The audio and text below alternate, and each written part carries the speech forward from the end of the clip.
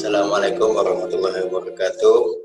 Waalaikumsalam warahmatullahi wabarakatuh. Alhamdulillah kita bisa bincang-bincang lagi nih Sat dalam suasana bulan Ramadan kali ini. Ya, untuk tema yang akan diusung kali ini Ustaz Siswanto akan menyampaikan yakni sebuah tema tentang sudah benarkah puasaku. Nah, ini nanti untuk adik-adik siswa-siswi SMP nih buat PKDA.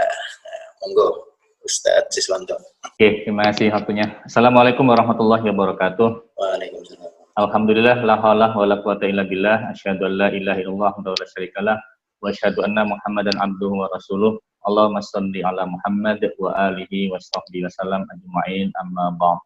Anak-anakku semua yang dimuliakan oleh Allah, pada kesempatan yang mulia ini izinkan saya menyampaikan sedikit ilmu ya kepada kalian. Kita ketahui bersama tentang puasa, bahwasanya puasa itu mereka yang Islam, mereka yang baligh, mereka yang sehat atau mampu ya. Tapi yang tidak diluputkan di situ adalah mereka yang beriman. Sesuai dengan perintah Allah, a'udzubillahi minasyaitonirrajim, surat Al-Baqarah 183 yang sudah kita hafal bersama ya. Ya ayyuhalladzina amanu kutiba alaikumusiyam kama kutiba alal ladzina min qablikum la'allakum tattaqun. Wahai orang-orang yang beriman, diwajibkan atas kamu berpuasa sebagaimana diwajibkan atas orang-orang sebelum kamu agar kamu bertakwa. Di sini yang diperintah adalah orang yang beriman, bukan sekedar mampu saja, bukan sekedar orang itu orang Islam saja, tetapi orang yang bertakwa kepada Allah. Nah,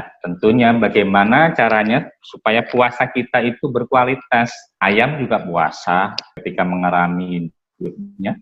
Ya, begitu juga binatang-binatang yang lain. Kalau kita lihat itu mereka banyak puasa, tapi puasanya itu tidak punya hasil.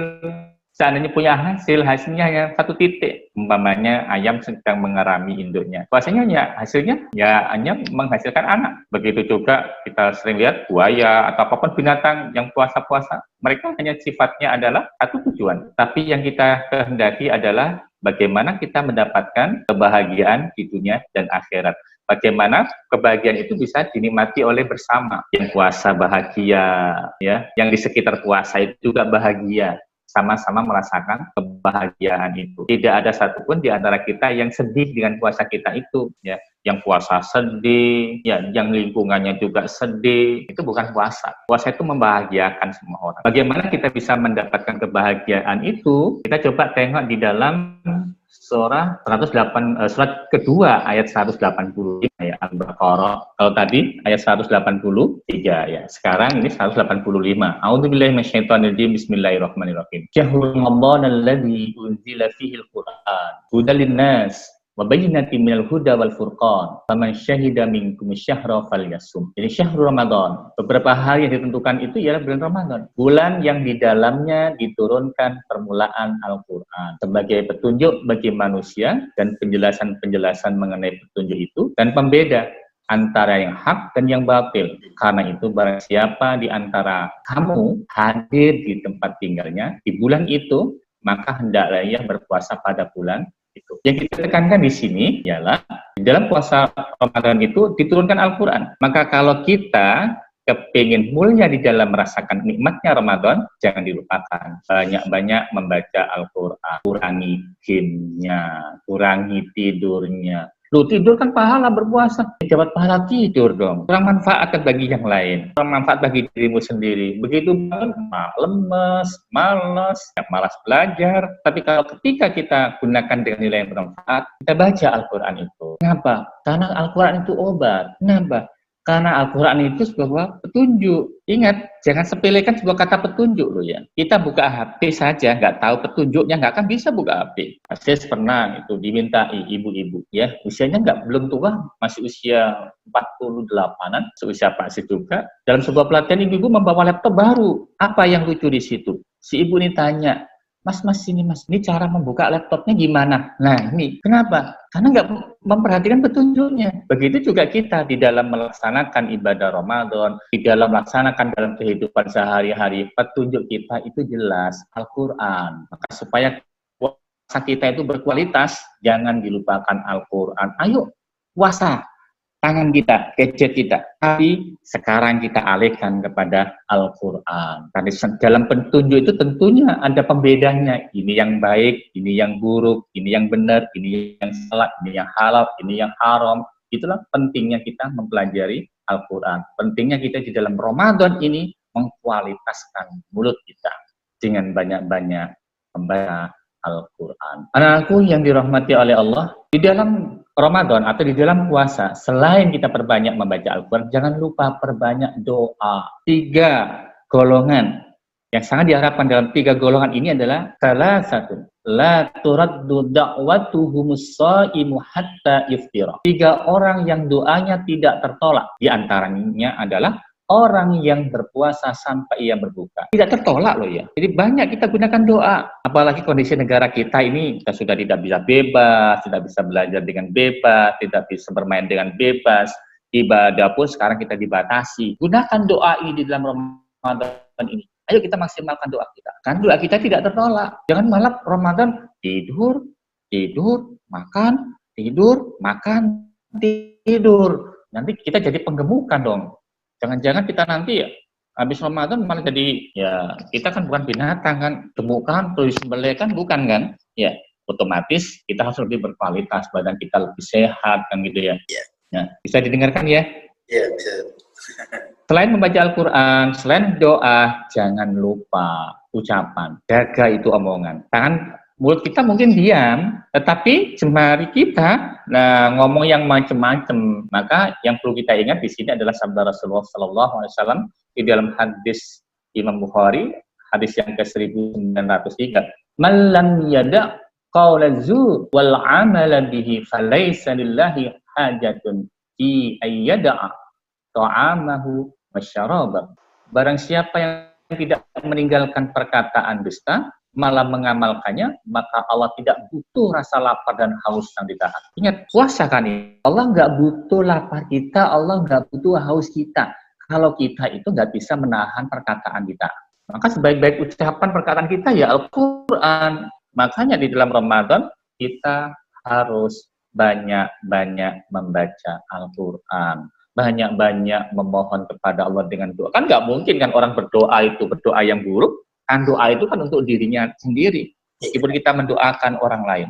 Jadi ini yang harus kita pahami, supaya puasa kita itu sempurna, supaya puasa kita itu maksimal. Kembali ke awal, tilawatil Quran. Yang kedua, doa selalu dipanjatkan. Yang ketiga, ayo dijaga mulutnya, ya lewat jari-jemari kita itu. Kalau chattingan yang benar. Ya, mengingatkan temannya untuk sholat, mengingatkan temannya untuk infak. Nah, ini sudah lama tidak masuk ke sekolah, bagaimana infaknya, bagaimana duha. Tadi sudah duha apa belum? Ya, kalau belum, ayo, mumpung masih jam 9. Sebaik-baik duha itu adalah waktu unta minum. Unta minum itu jam 10-an. Nah, ini masih ada waktu jam 10-an. Segera bangkit, ambil wudhu, doa. Di sana sholat duha, doa, ambil Quran untuk tilawah. Masya Allah, kalau ada generasi, apalagi anak SMP Muhammadiyah 12, pasti bisa. Kan sudah biasa kan kita di sekolah kita melaksanakan tilawah, sholat duha, infak, ya kita masuk sekolah sudah dipersilakan untuk beramal jariah, sudah dipersilakan ustadz-ustadzah kita, sudah infak belum? Silakan infaknya, silakan ke tempat sholat duhanya, silakan ambil Quran untuk tilawahnya. Nah, kebiasaan ini harus kita tanamkan di dalam Ramadan ini. Jangan kita sia-siakan Ramadan kita.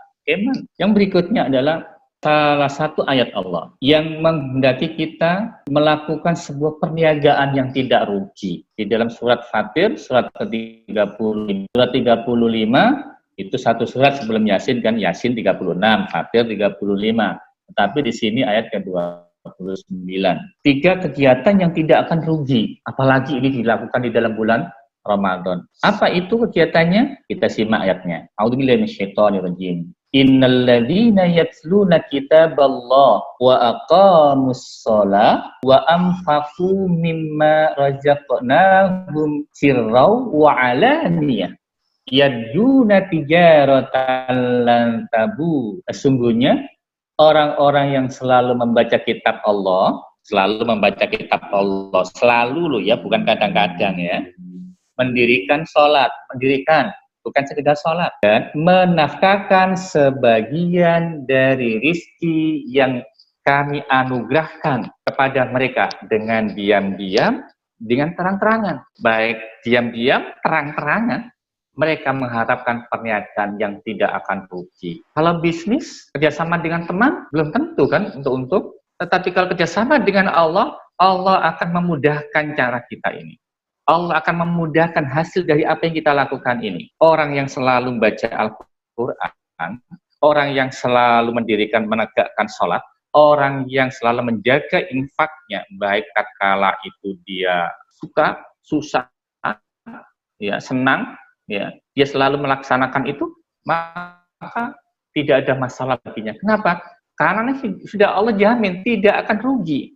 Ya, dunia dan akhiratnya akan dapat. Kalau dunia dan akhiratnya dapat, otomatis lah itu sebuah kebahagiaan tersendiri. Pernah Ustadz sampaikan kepada jamaah, ya jamaah Jumat ini ya. Ayat ini sering Ustadz sampaikan kepada siapapun di waktu apapun, sering saya sampaikan. Pertama, saudara-saudara kita yang mengalami kegelisahan di dalam kehidupannya, ya saya suruh konsep surat Fatir ayat 29 ini saya berikan, dan alhamdulillah, dan itu memang tidak bim salabim setelah baca Al-Quran, setelah sholat, ya setelah infak, mana hasilnya? Ya nggak bisa begitu, ya hasil tidak bisa kita dapatkan bim salabim. Allah pasti menguji, kamu sholatmu tuh bener dah, ya membaca Al-Quran itu ikhlas tak, atau kamu infakmu itu perhitungan enggak? Jangan-jangan kita infak perhitungan, kita infak 2.000 katanya dilipatkan ke 10 kali lipat.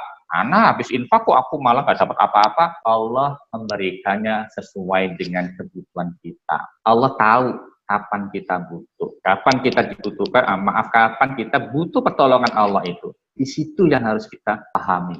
Maka anak-anak utama kelas 9 yang lagi gunda nanti SMA mana ya, SMA-nya sudah jelas, kita sudah punya SMA Muhammadiyah 10 GKP, sudah jelas SMA-nya ya, online juga bisa ya. Ngapain bingung-bingung dari SMA-nya, pelajarannya nyambung, kegiatan aktivitasnya hariannya nyambung, malah di sana bisa dikembangkan, malah bagus lagi kan. Lagi bingung galau, sudah mohon kepada Allah, tapi jangan dilupakan dalam memohon kepada Allah. Nah, ingat kan, doa tidak ditolak di dalam Ramadan, dan kita disuruh oleh Allah di dalam satu ayat di dalam surat Fatir ini, baca Quran, mendirikan sholat, dan menginfakkan harta kita. Kita ingat kembali adalah apa itu? Kita selalu ditantang oleh Allah. Ingat, hidup ini ujian, tetapi Ramadan jangan dijadikan ujian bagi kita, tetapi Ramadan ini dijadikan ujian yang membahagiakan. Ya, kenapa? Karena kita akan mendapatkan sesuatu yang baik. Contoh, ketika kamu ujian sekolah, ya, kamu kan kepingin meraih sebuah prestasi yang lebih tinggi, mau masuk SMA. Begitu juga ketika kamu nanti SMA, kamu mau meraih yang lebih tinggi lagi, perguruan tinggi. Nah, itu kan ada ujiannya. Nah, begitu juga kita sekarang Ramadan diuji iman kita. Kondisi sholat kita sekarang masjid banyak yang ditutup. Apakah kita masih melaksanakan sholat taraweh? Apakah kita masih sholat berjamaah di rumah? Nah, ingat, sholat seutama-utama sholat adalah berjamaah. Kalau sholat fardu, ya. Begitu juga sholat tarawih diutamakan adalah berjamaah. Ajak keluarga, ya, ajak keluarga kita untuk berjamaah. Itulah kembali saya ulangi, bagaimana kita meraih kesuksesan di dalam Ramadan ini. Yang pertama, ajak mulut kita bertutur kata dengan Al-Quran. Artinya kita banyak tilawah. Yang kedua, jangan lupakan doa. Di antara doa yang suka dilewatkan orang itu apa? Kapan? Doa menjelang maghrib. Jangan ribut ngabuburit. Ayo ambil wudhu ke tempat musola kita, rumah kita yang ada musolanya, tempat sholat kita. Ya, kalau yang masjidnya masih dibuka, silakan langsung ke masjid. Bukan ngabuburit, bingung cari makan, ikut cari menu berbuka. Ya, usahakan jam segitu kita sudah wudhu, sudah menghadap sama Allah, sudah mohon doa, sudah berdoa pada Allah. Dan yang ketiga tadi, jangan lupakan apa itu? Baca Quran, sudah, terus apa tadi? Doa, sudah. Yang tiga tadi apa? Tutur kata, menjaga tutur kata meskipun lewat ini. Ya. Kan ada itu di surat Yasin ayat 65. Al-yawma nakhtimu ala afwahim wa tukallimuna aydihim wa tashhadu arjuluhum bima kanu yaksibun. Ya, kalau kita diam, tapi jari jemari kita yang bergerak. Maka semuanya akan diminta pertanggungjawaban oleh Allah. Maka kita maksimalkan Ramadan ini adalah Ramadan yang berkualitas meskipun dengan cara yang sangat terbatas. Mungkin itu yang bisa Ustadz sampaikan, yang bisa Ustadz berikan kepada anak-anakku semua dan seluruh yang bisa mendengarkan kajian pada hari ini, dan tentunya semoga bermanfaat.